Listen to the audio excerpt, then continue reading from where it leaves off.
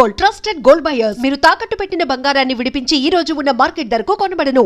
Sir మీ సినిమాలో ఎన్ని సినిమాలు ఉన్నా కూడా కొన్ని మైల్ స్టోన్ ఫిల్మ్స్ అన్ని అవి గుర్తుండిపోయిన సినిమాలు ఎప్పటికీ నిలిచిపోతాయి. బికాస్ ఫస్ట్ టైం అలాంటి సాహసం ప్రయోగం చేశారు. అపూర్వ సోదరులు కావచ్చు, లేకపోతే మన పుష్పక్, ఆఫ్ కోర్స్ పుష్పక విమానం, అది చెప్పక్కర్లేదు, ఇంకా మాటే చెప్పక్కర్లేదు దాని గురించి. అలాగే మైకల్ మదన్ కామరాజు, ఇంకా అసలు ఒకటి కాదు అన్ని కూడా. ఆదిత్య 369 అయితే మై ఆల్ టైమ్ ఫేవరెట్. ఆ కృష్ణదేవరాయలు, ఆ పాటలు, అది ఇది ఇవన్నీ ఈ బీజ రూపంలో స్ఫురణ ఎక్కడి నుంచి వస్తుంది మీకు? అంటే కథ తీసుకుని మీరు అల్లేస్తారా స్క్రీన్ ప్లే? అంటే అందరూ వస్తుంది ఐడియా, మెయిన్ ఐడియా కనుక ఈ రకంగా చేయాలనుకుంటే దానికి అట్లా అట్లా అల్లుకుంటూ పోవడం అది వస్తుంది. అది ఒక either you call it a gift or a god given, or నేను ఎందుకే చెప్పానే ఆల్ ఆర్డెండ్ అని. ఈ టైంలో అది వస్తుంది కనుక అది వస్తుంది, లేకపోతే రాదు. సో వస్తుంది, అదేదో అదృష్టం. అది నేను కూర్చుంటే వస్తుంది, డిస్కషన్లో బాగా వస్తుంది. మీకు ఎవరు రాసి, అంటే ఎవరన్నా డైలాగులు రాసి పెట్టేవారు? నేను ముందర ఎర్లీ రాశాను. ఇప్పుడు నాకేమిటంటే more visual, the return thing is very less. నా పిక్చర్స్ అంతా కూడా I do not believe in dialogue అదంతా కూడా ఏమంటే ఒరిజినల్ సినిమాలు పురాణాల నుంచి వచ్చింది. ఫోటోగ్రాఫీ స్టేజ్ ప్లేస్ అవన్నీ. అవును, డైలాగ్ లేకుండా నడవదు. నేను నీతి తెలుగు పిక్చర్ అందులో ఎక్కువ విజువల్స్ ఎక్కువ. ఫస్ట్ పిక్చర్ కదా, ఫస్ట్ పిక్చర్ పెద్ద ఫ్లాప్. ఎంత బాగా చెప్తున్నారు సార్, సూపర్ డూపర్. అది ఎటువంటి పిక్చర్? నీతి చేసి వచ్చి బాపు గారు అంత ఎవరి డైరెక్టర్, ఎవరి సంగీతం వెతికాడు ఆయన. విశాఖపట్నం రాశాడు, you don't miss something different అని చెప్పి. తర్వాత గుమ్మడి వెంకటేశ్వరరావు ఫ్లాప్ అని ఎలా అన్నారు సార్? పిక్చర్ రిలీజ్ అవుతారు, వీళ్ళంతా పెట్టారు కదా. అప్పుడే సందేహం వచ్చింది, ఈ బాపు గారు ఎప్పుడు ఇంత బాగుంది అన్నారు. నాకేదో సందేహం వచ్చింది, పిక్చర్ అయింది. అదే బాపు గారికి అదే. అయితే బాపు గారు సీతా కళ్యాణ్ తీశారు, ముత్యాల ముగ్గు. అది ప్రతి పిక్చర్ నన్ను పిలిచి పక్కన కూర్చోబెట్టుకొని ఆయన చూస్తారు, చాలా క్లోజ్. ఆయన దానికి పిలిచాడు సీతా కళ్యాణం. నేను చెప్పాను, ఇది జనవరి 1 రిలీజ్ చేస్తే డిసెంబర్ 31 వరకు రన్ అవుతుంది. ముత్యాల ముగ్గు అప్పుడు మేము ప్రే చేసాం, ఇది ఉండాలని. ఇటు అయితే కాదు, ఇది ఎవరే ప్రేయర్ అక్కర్రే ఉందని చెప్పినారు. గుమ్మడి వెంకటేశ్వరరావు గారు ఆ పిక్చర్ని ఏదో కృష్ణా డిస్ట్రిక్ట్ ఏదో కొన్నారు. నేను పిక్చర్ చూసి ఈ మాట అన్నాను. ఎవరో ఆయన చెప్పారు, గుమ్మడి వెంకటేశ్వరరావు సంగీతం శ్రీనివాసరావు చెప్పారట, ఈ రకంగా 1 year ఆడుతుందట. సంగీతం నిజంగా చెప్పారా నిజంగా అడిగి ఎవరో పిలిచాం. మీరు చెప్పారు కాబట్టి అంటే మేము అదే మీరంతా మీ ఆలోచన, ఆహా వీళ్ళు చెప్పారా బాగుందని.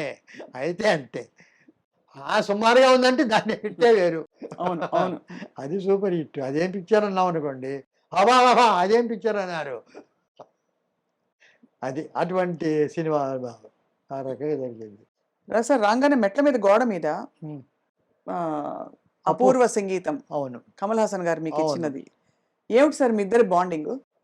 అది మమ్మల్ని గురించి మేమే నవ్వుకుంటాం, లాఫ్ ఎట్ అవర్ సెల్స్. ఒక మంచి బాండింగ్ ఉండింది. ఏదో అప్పుడెప్పుడో పిలిచాము, టికెట్ పడితేప్పుడు ఆయన. తర్వాత మంచి పిక్చర్ చేయడం, అక్కడి నుంచి వరుసగా ఒకటితో స్టార్ట్ చేసి వరుసగా వచ్చాము. ఈ మధ్య ఆయనకి ఏమిటంటే, నేను ఎక్కువగా నేను ఇవ్వడం లేదనేది ఒక కంప్లైంట్.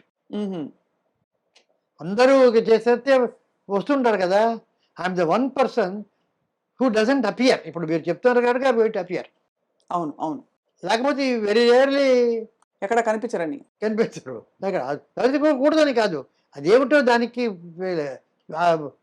డ్రైవ్ లేదు. సో అతనేం చేశాడంటే, నన్ను రమ్మండి చేద్దామంటే, నేను ఆ సుముఖత ఏదో బర్త్డే పిలుస్తారు, అంత 8 గంటల 9 గంటలకి నేను వస్తాను, వెళ్ళిపోతాను. ఇటువంటివి కొన్ని అన్నిటికీ వెళ్ళదు అది గారు. సో ఆయన ఒక సెలబ్రేట్ చేశాడు 4 నా సినిమాలు. అమావాస్య చంద్రుడు ఒకటి, రాజపార్వతి, పుష్పక విమానం, తర్వాత అపూర్వ సోదరు, విచిత్ర సోదరులు, బొంబాయి ఎక్స్ప్రెస్. ఈ 4 సినిమాల ఫెస్టివల్స్ ఆ ఎన్ఎండిసి థియేటర్లో వేసి 3 గంటల నుంచి 6 గంటలకు 6 గంటలకి ఏంటంటే ఇప్పుడు మణిరత్న గారు అంటే ఇళయరాజా అంటే పిసి శ్రీరాము ఏఆర్ రెహమాన్ వీళ్ళందరూ ఒక్కొక్క రోజు పిలిచి మన నాగశ్విన్ ఉమ్, అమల అందరూ వచ్చారు వాళ్ళు. ఉమ్, వచ్చి ఒక్కొక్కరు వాళ్ళు నన్ను ఇంటర్వ్యూ చేయడం అంటే క్వశ్చన్స్ అడగడం నేను వాళ్ళకి చెప్పడం ఆ, నేను సెంటర్స్ నాకు ఒక వేరే డైరెక్టర్స్ పేరు వేసి వాళ్ళు చెప్పడం కమల్ హాసన్ రావడం ఇది ఒక ఫెస్టివల్ చేసిన ఉమ్, ఉమ్. దానికి అపూర్వ సంగీతం అని పేరు పెట్టాడు. ఓహో, ఆ సిరీస్ తాలూకు పోస్టర్ అది, అదే బ్యాక్ డ్రాప్. దానికి అదే అది ఎలా ఉండింది సార్ మీరు యాజ్ అంటే యాజ్ ఒక ఫిల్మ్ మేకర్గా, డైరెక్టర్గా మీ దృష్టిలో మీరు వర్క్ చేసిన వాళ్ళలో బెస్ట్ యాక్టర్ ఎవరు సార్? అంటే అడగంగానే పట్టేసి ఇప్పుడు అప్పుడప్పుడు అడగానే పట్టేసాలన్న నియమం లేదు. గంట అయిన తర్వాత పట్టినా ఓకే, కానీ పట్టాలి. ఎప్పుడు పట్టాలి అంతే కదా. ఇప్పుడు one of the finest actors అందరూ కమల్ హాసన్ మొదలుకొని రాజ్ కుమార్ గారు మొదలుకొని ఎస్వి రంగారావు మొదలుకొని నాగేశ్వరరావు రామారావు అందరూ their all their genius in their own way. SV Ranga Rao garu మాయాబజార్లో ఒక స్క్రిప్ట్ ఘటోద్గజుడు వస్తాడు శశేఖర్ రూమ్లోకి అవును. తీసుకెళ్ళడానికి. అలా వెళ్ళి long shot of Ghatotkacha entering from left of the camera Mm. And stands before Sasirekha's cot and sees cut low angle close shot of Ghatotkacha seeing happily. Um, ఇది shot అది తీయాలి. సో నేను వెనక కూర్చున్నాను. అక్కడ ఘటోద్గజుడు వెంకటేశ్వర గారు కేవీ రెడ్డి గారు కూర్చున్నారు. సార్ ఆయన సార్ అని పిలిచారు. ఇప్పుడు క్లోజప్ హ్యాపీ అన్నారు. అది కాదు హ్యాపీ కాదు, ఆయన వేసి ఆహా నా సోదరునికి తగిన కన్య అని డైలాగ్ ఉంది. నా సోదరునికి తగిన కన్య, ఆ సోదరునికి తగిన కన్య అనే డైలాగ్ చెప్పమన్నారు. నేను నా సోదరునికి తగిన కన్య అని విస్పర్ చెప్పాలా? రాక్షసుణ్ణి ఆహా నా సోదరునికి తగిన కన్య అన్నాడా? ఒక 3-4 విధాలుగా చెప్పి ఏ విధంగా నేను చెప్పాలి? ఇంత గొప్ప క్వశ్చన్ అది యాక్చువల్లీ. అదే స్టాల్వర్డ్స్ అని అడిగారంటే ఒక్కొక్కరు ఎటువంటి స్టాల్వర్డ్స్ అని చెప్తాను. సో అడిగాడు. అప్పుడు కేవీ రెడ్డి గారు ఆ డైలాగ్ రాసింది మీరు పలకడానికి కాదు, మీ మనస్సులో అనుకోవడానికి అన్నాడు. ఎందుకంటే ఉట్టి హ్యాపీగా చూడమంటే అలా చూసి అందులో అర్థం నా తమ్ముడికి ఎందుకు నేనే చేసుకోవచ్చు కదా అంటే అనే అర్థం వస్తుంది. ముఖంలో పవిత్రత ఉండదు.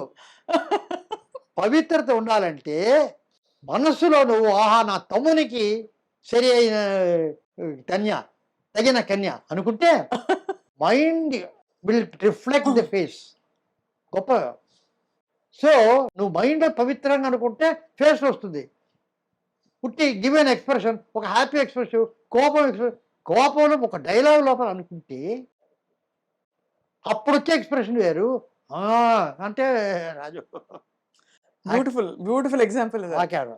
అది నేను పుష్ప విమానంలో చాలాసార్లు డైలాగులెస్ పిక్చర్ అనే పేరు, కానీ ఒక్కొక్క షాట్కు కొన్ని డైలాగులు ఒక్కొక్కప్పుడు చాలా సార్లు ఫీడ్ చేసి పెట్టేవాడు. చేసి వాడు అనుకోమనేవాడు. టిను ఆనంద్ దొరికాడు దొంగ అని వాడు కత్తితో పెడతాడు, ఐస్ కత్తితో. ఇవన్నీ కొన్ని ఇంగ్లీష్లో చెప్పుకునేవాడు. So these are the things. అలా ఎందుకంటే ఇప్పుడు బండగా ఉంటాయి అవి. అందుకే నాకు ఐ బికమ్ వెరీ సెన్సిటివ్. ఈ రకంగా ట్రైనింగ్ పొందిన వాడిని కనుక అదే ఒక ఉట్టి ఈ డైలాగ్ చెప్తుంటే క్యారెక్టరైజేషన్ ఉండదు.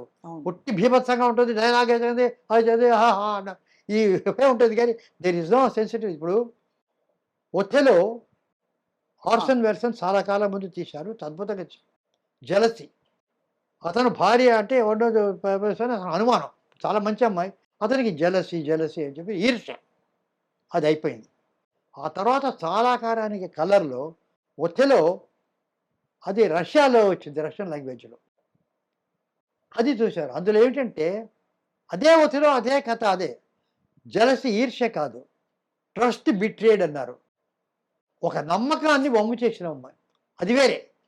జలసీకు వచ్చేటటువంటి క్యారెక్టరైజేషన్ వేరే, అది కోపం. ఇది కాదు, నేను ఇంత నమ్మాను, ఇదేమిటి ఇలాగా అనే బాధ. దానికి దీనికి ఎంత డిఫరెన్స్, చాలా ఎంత అర్థం చేసుకుంటే ఒక క్యారెక్టరు, ఒక ఆర్టిస్ట్ పోర్ట్రేట్ చేయదు కదా. డైరెక్టర్ స్క్రిప్ట్ ఎంత ఆలోచిస్తే ఆ రకమైనటువంటి క్యారెక్టరైజేషన్ ఇవ్వగలరు, ఆ యాక్టర్ చూస్తారు. అంత శ్రమ అంత ఎక్కడుంది, అది నేను చెప్పేది. అది కమల్ హాసన్, రాజకుమార్ అందరూ ఉంది.